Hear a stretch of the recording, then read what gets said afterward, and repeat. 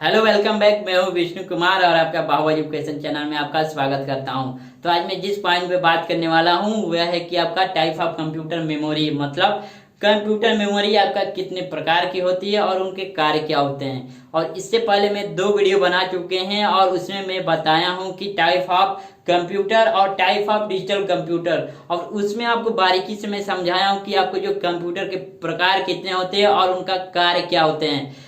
तो जो लोग अभी वो वीडियो नहीं देखे हैं उस वीडियो का मैं लिंक नीचे डिस्क्रिप्शन में दे दूंगा, आप वहां से भी जाकर उस वीडियो को देख सकते हैं। तो आप जो इस वीडियो में आज हम आपको बताने वाला हूं कि जो आपका कंप्यूटर मेमोरी होती है वो कितने प्रकार की होती है और वो कार्य कैसे करते हैं। तो आप इस वीडियो को ध्यान से देखिएगा और इसमें जो भी मतलब मैं पॉइंट बताऊंगा एक एक पॉइंट को आप नोट करते जाइएगा, तभी आपको इस वीडियो में समझ में आएगा। मतलब आप वीडियो को अच्छे से अगर आप नहीं देखेंगे तो आपको नहीं समझ में आएगा, क्योंकि यह वीडियो थोड़ा सा लंबी होने वाली है। तो ज्यादा आपका समय नहीं लेना चाहता हूँ, चलिए वीडियो को स्टार्ट करते हैं।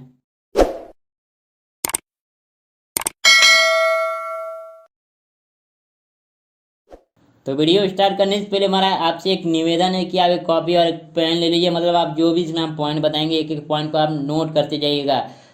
तो आज मैं जिस टॉपिक पे बात कर रहे थे वो चीज़ आपका है कि पार्ट्स ऑफ कंप्यूटर और आपके कंप्यूटर्स मेमोरी क्या होती है और वो मेमोरी कितने प्रकार की होती है, तो इसी के बारे में आज हम लोग बात करेंगे। तो चलिए वीडियो को स्टार्ट करते हैं। तो सबसे पहले अब हम बात करते हैं कि आपका पार्ट्स ऑफ कंप्यूटर, मतलब आपका कंप्यूटर के भाग कितने होते हैं, मतलब एक क्या चीज़ होता है और एक कैसे काम करता है। तो इसका आपको हम डिफिनेशन दिखाते हैं।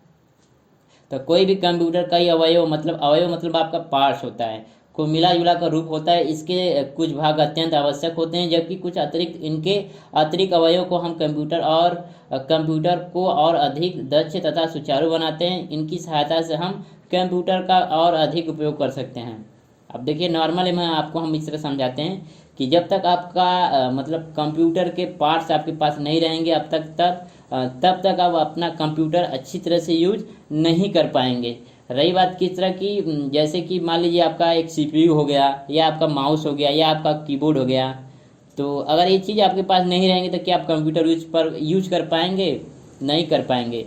मान लीजिए आपको सीपीयू मॉनिटर दे देते हैं, सीपीयू और मॉनिटर दे देते हैं और अब बोलते हैं कि लो आप भाई अब ये अपना सिस्टम यूज करो, तो कर पाएंगे? नहीं कर पाएंगे, क्योंकि हमारा जो कंप्यूटर होता है वो हम क्या करते हैं कि माउस से हम कंप्यूटर को अपने कंट्रोल करते हैं और कीबोर्ड से हम कोई भी चीज़ उसमें लिखते हैं। तो इसलिए हमें कंप्यूटर का मतलब पार्ट्स का उसी तरह होना ज़रूरी है जिस तरह हमारे कंप्यूटर का होना भी ज़रूरी है। तो लगभग ये क्लियर हो गया होगा। तो आगे हम लोग बात करते हैं। उसके बाद है बेसिक पार्ट्स ऑफ कंप्यूटर, मतलब आपका जो है मूल भाग, मतलब कंप्यूटर का क्या होता है। तो मूल भाग आपका देखिए ये चीज़ें आपका सिस्टम यूनिट हो गया, सेंट्रल प्रोसेसिंग यूनिट हो गया, कंप्यूटर्स मेमोरी हो गया, माउस हो गया, मॉनिटर हो गया और कीबोर्ड हो गया। तो अगर आपसे कोई पूछेगा कि बेसिक पार्ट्स बताओ कंप्यूटर के क्या होते हैं, तो इस तरह आप इन सभी का नाम ले लीजिएगा, मतलब 3-4 बता देंगे तो आपका ये चीज़ आपका सही हो जाएगा। उसके बाद आगे हम लोग चलते हैं।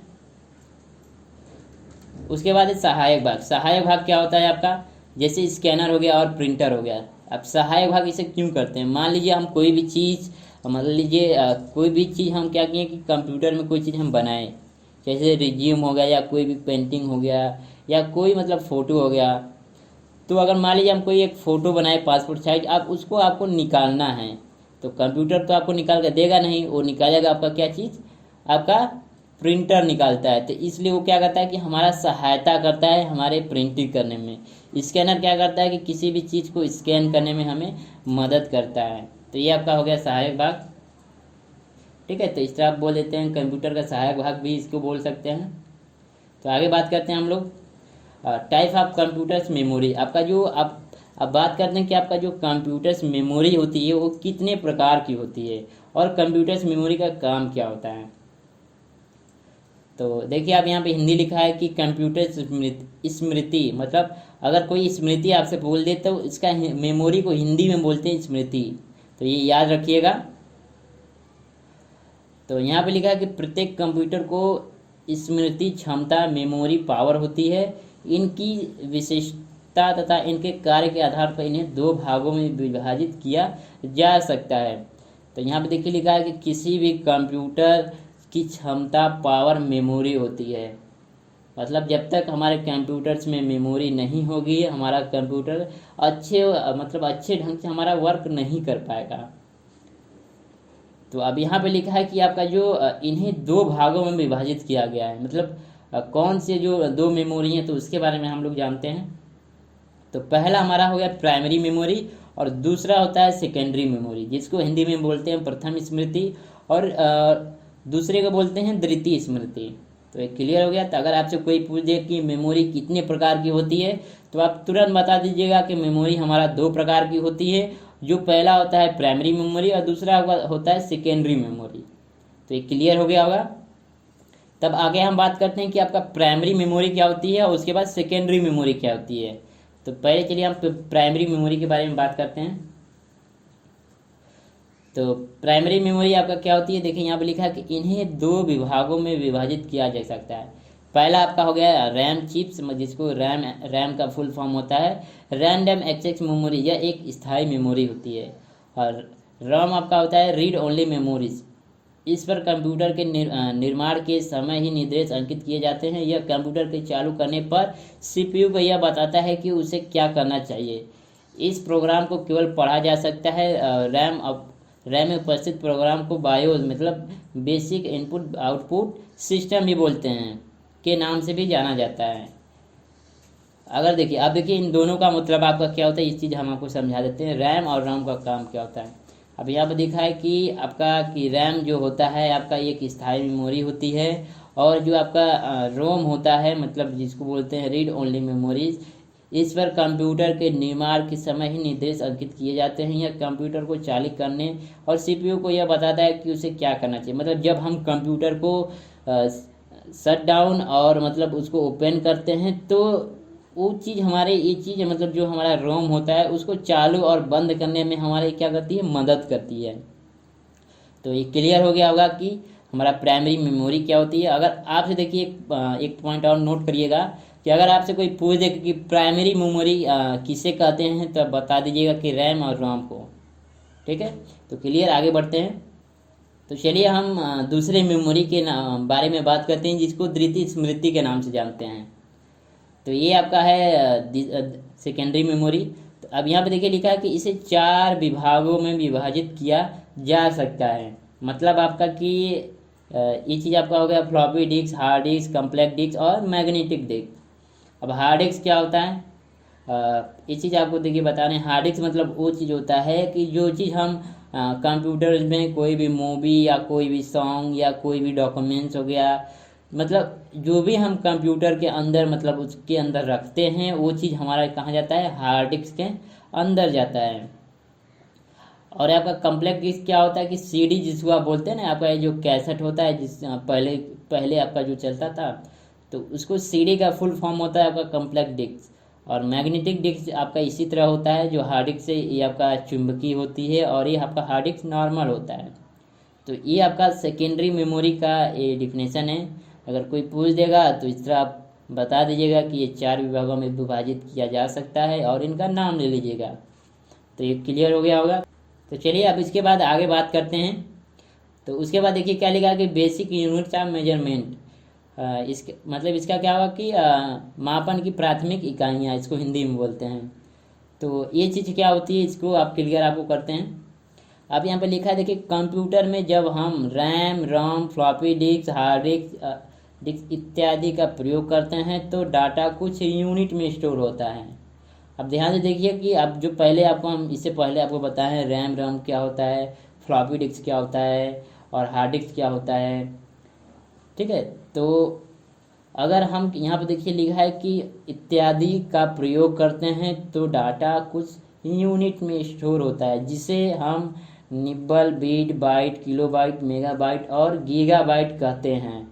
इनका संक्षिप्त विवरण निम्नवत है। ठीक है, तो आपको एक ग्राफ दिखाते हैं और उसमें हम आपको पूरी तरह समझाने की प्रयास करेंगे ताकि आपको अच्छे से समझ में आ जाए। तो चलिए आगे चलते हैं। तो मेमोरी यूनिट क्या होता है, देखिए ये चीज़ आपका है मेमोरी यूनिट। मेमोरी यूनिट का काम क्या होता है कि अगर आपसे कोई पूछ दे कि बताओ मेमोरी का सबसे छोटी इकाई क्या होती है, तो आप बता दीजिएगा कि 4 बिट मेमोरी की सबसे छोटी इकाई होती है। मतलब आपका 4 बिट से आपका बनता है एक निब्बल। ठीक है, ध्यान से देखिए, 4 बिट से आपका बनता है एक निब्बल, और इसी का 4 का दुगुना अगर कर देंगे 8 बिट, अगर 4 का अगर दुगुना करेंगे तो 4 दूना के 8 हो जाएगा। और अगर आप एक है यहाँ पे, एक का अगर यहाँ पे 2 करेंगे तो 2 निब्बल हो जाएगा। फिर ये देखिए ध्यान से कि अगर 4 है तो 4 का दुगुना करेंगे तो 8 हो जाएगा, और यहाँ पर एक निब्बल है तो एक निब्बल को 2 करेंगे तो 2 निब्बल हो जाएगा। तो अगर 8 बिट और 2 निब्बल अगर आपसे कोई पूछ दे तो उसको क्या बताइएगा कि 1 बाइट बोलते हैं उसको। मतलब 8 बिट और 2 निब्बल मिलाकर हमारा 1 बाइट बनता है। अब यहाँ पे देखिए लिखा है कि 1024 बाइट। अब यहाँ देखिए 1 बाइट था और यहाँ पे आ गया 1024 बाइट। जब आपका मिलता है तब जाके आपका 1 KB बनता है।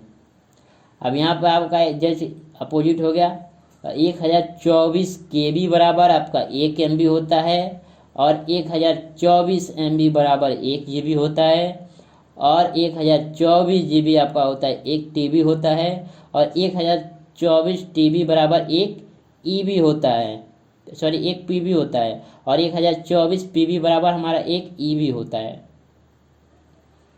तो इसको आप इस तरह याद कर लीजिएगा ताकि आपको मेमोरी यूनिट्स मतलब कोई भी अगर आपको पूछे तो तुरंत आप ताकि आप बता सकें।